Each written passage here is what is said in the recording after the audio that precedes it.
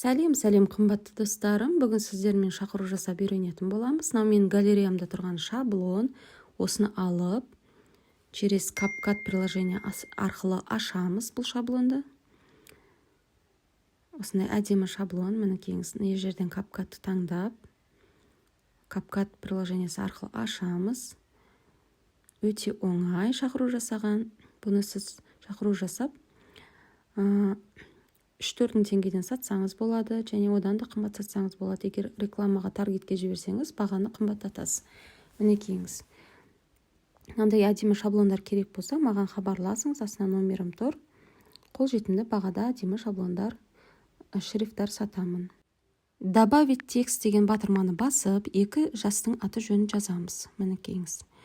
Текст арқылы жазып жатыр, содан кейін шрифтті өзгертеміз. Мына жерде CapCut'ның шрифтінде тұр, ол шрифттер қазақша әріптерді дұрыс көрсетпейді. Көрдіңіздер ме?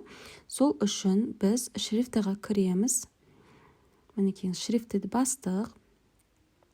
Мына бір көріп тұрсыздар ма? Брендовый шрифт, русский деп тұр ғой, соны былай қарай жылжытамыз, шетке қарай. Сол кезде добавить шрифт деп шығады. Міне, шетке қарай жылжытсаңыз, міне көрдіңіздер ме? Бұрышта тығылып тұр. Добавить шрифт. Соны басамыз.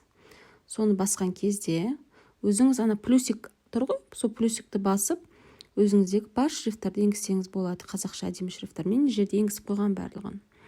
Мына шрифттардың бәрі менде бар. Жаңағы айтқан каналымда қолжетімді бағада осы плюсик арқылы әдемі шрифтті енгіздіңіз. Міне сол енгізілген шрифт арқылы былай жазамыз. Мінекейіңіз.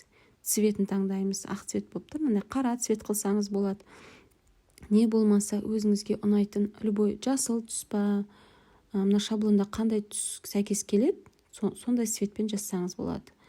Мына жерде мінекейіңіз, астына қарай түссеңіз, мынандай әдемі шрифт бар тоже. Курсивный жазылады, көрдіңіздер ме? Әдемі болып, курсив болып. Осы шрифтті таңдасаңыз болады. Ерекшеленіп, екі жастың аты жөні. Және өзіңізге ұнайтын мына эффектіға кіріп, эффект дегенді бассаңыз, өзіңізге ұнайтын эффектпен жазсаңыз болады. Бұлай, не болмаса бұлай. Мне кажется, мынау эффект әдемі сияқты, золотистый, көрдіңіздер ме? Осымен осылай жазсаңыз болады. Үлкейтіп, кішірейтсеңіз болады жазуыңызды. Осы жерде, мысалы, анимацияға қойып, жазуды қимылдатамыз. Музыкамен шыққан кезде бұлай қимылдаса болады, грубый болып кетті. Біранда нежный бұл, жайырақ қимылдаған әдемі, осы әдемі сияқты. И уақытын ұзартамыз кішкене жазудың. Міне астындағы бегунок тұр ғой, ақ бегунок. Соны тартастар, жәніне қарай. Міне бұлайынан тартастар.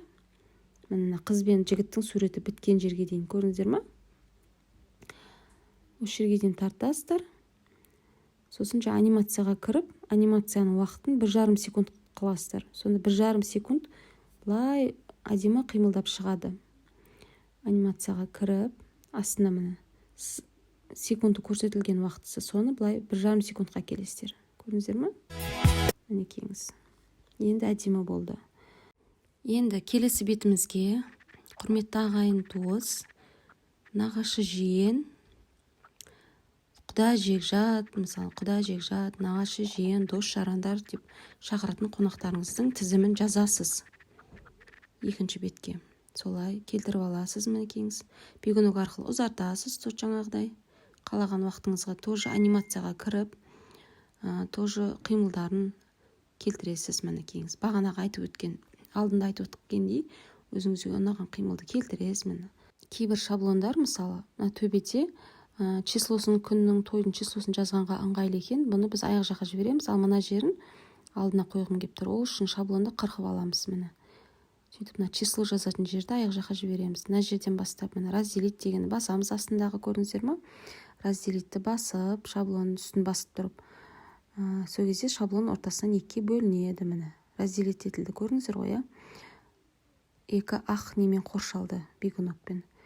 Сосын мына жерден бастап бітеді екен. Қыз бен баланың суреті, соны бөліп алдық. А мына жеріне сіздерді ұлымыз, Дидар мен келініміз Айгүлдің деп жазғанға ыңғайлы екен, бұны алдына жібереміз. Жаңа қырқып алған жерді артына жібереміз. Ол үшін шаблон үстін басып тұрып қырқып алдық. Енді мынаны бүйтіп үстін басып тұрып алдыға қоя саламыз. Көрдіңіздер ме? Алдына тұра қалды.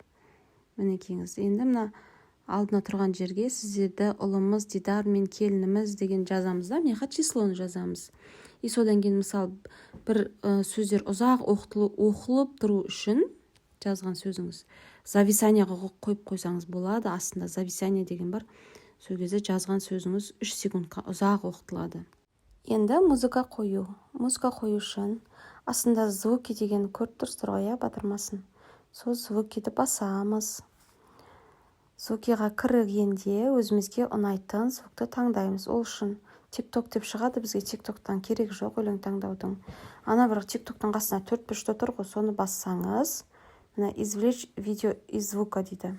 Из видео дейді. Сол таңдаған дұрыс негізі. Сіздерге лайфхак. Не болмаса с устройства деген тұр, соның жәнінде көрдіңіздер ме? Устройстводағы ол өзіңіздің соткаңыздағы өлеңдер. Оны да таңдасаңыз болады. Бірақ мен көбінесе мына устройствоны бассаңыз, өлеңдегі соткаңыздағы өлеңдер шығады. Менде негізі жоқ соткамда өлеңдер. Жаңа сотка болғандықтан енді мен через видео, извлечь из видео деп өзім ұнаған видеодан таңдаймын. Любой мысалы. Соңғы жасаған шақыруымның музыкасын қоя салғым келеді мысалы ше. Бірақ мен сіздерге қазір көрсете алмаймын өлең қойып. Өйткені өлеңнің дауысы шықса, YouTube авторский права деп шығады. Мен қазір жұмысымды YouTube-қа салып атқаннан кейін олай қоюдың қажеті жоқ. Ал сіздер қоя берсеңіз болады. Мына жерде мені елестетіңіз, әдемі өлең ойнап жатыр.